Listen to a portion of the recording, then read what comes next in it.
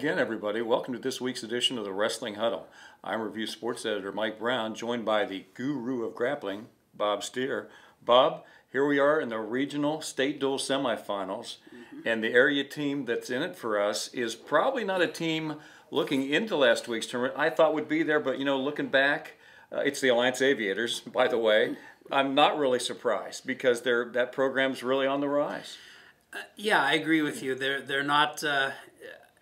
I'm not shocked by it, but I am a little surprised, and I guess it's just part of watching a program mature from where they came from.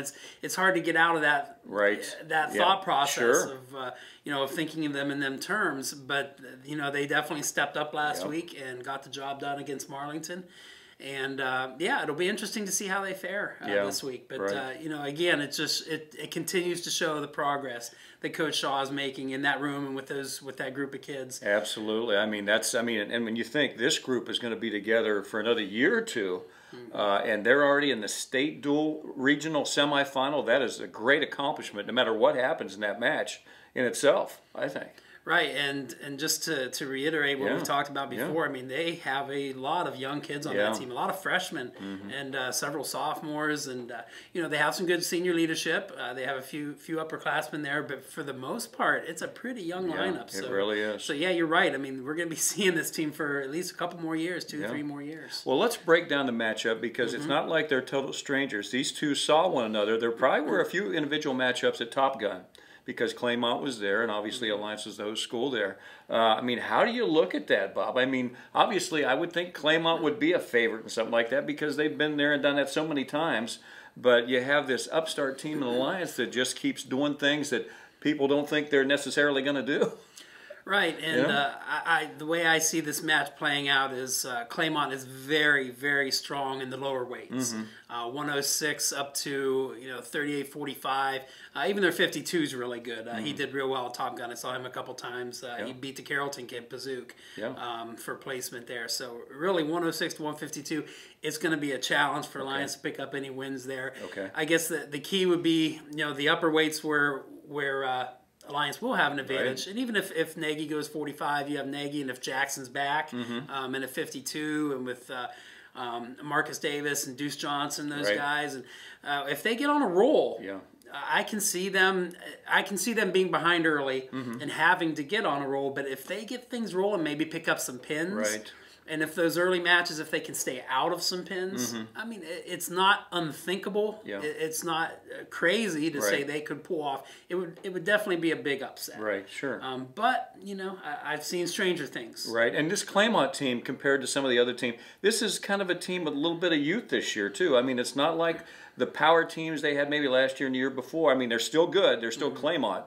But maybe a little youthfulness there, I think. This is not the strongest Claymont team. And again, that's, a weak Claymont team is still better than most other teams. But this is definitely not their strongest team. I think they have some holes. I think they have some spots where, and like I say, I think some of Alliance's strength could match up well against some of Claymont's weakness in the upper weights. So, and those are some real strong weights for Alliance. So, it'll be interesting. Like I say, it'll be interesting to see how Alliance reacts to being down early, because I expect them to be down early. I mean, Claymont's just too good at those lower weights with the Peters and Warner and guys like that. So, but if they're able to withstand that, stay off their back, give up as few points as possible. We'll see how they respond in that situation. But this is all great experience for Coach Shaw and for his young kids. And without to question. Have this match. And to let area fans know, that match is not at Claymont. That match is going to be at Carrollton High School, which is the host school for this section of the tournament. So Alliance and Claymont are going to wrestle at 6 o'clock, I believe, on Wednesday night, Bob, and then the winner of that match would come back and wrestle again. I'm not mistaken on that. They would wrestle the winner of Carrollton and Canfield. So that's how you have it for the state duels, and good luck to the Aviators on Wednesday night. Obviously, we're back to the NBC Wars this week come Thursday night, Bob. So, they've taken a 2-week break from that. But there's some great matchups. Obviously, the one that stands out, we're talking about Alliance again. Alliance goes right from the state duels Wednesday night to go into Beloit on Thursday night. And that'll be Alliance at West Branch. Key NBC match on Thursday night. That'll be exciting. I think when you look at, I think it's a similar situation to what they're going to face with Claymont, with West Branch, although West Branch is not as strong as Claymont. Right. But I think West Branch will have a strong advantage in some of the lower weights because they've got seniors like Travis Pigeon and Alex Schopfer down there. Right. And Matt Steer in the lower weights with his experience. And Dylan Miller's even been wrestling real well for a freshman this year. But when you get into the middle and upper weights, West Branch has some holes. They've had some injuries and some guys out. And in some of those weights, Alliance has some pretty good kids where they can get pins instead of just wins. Right. So a lot, the momentum of that match may come down to what weight they start at. Okay. Depending, if they start at 152, I can see Alliance jumping out. Right.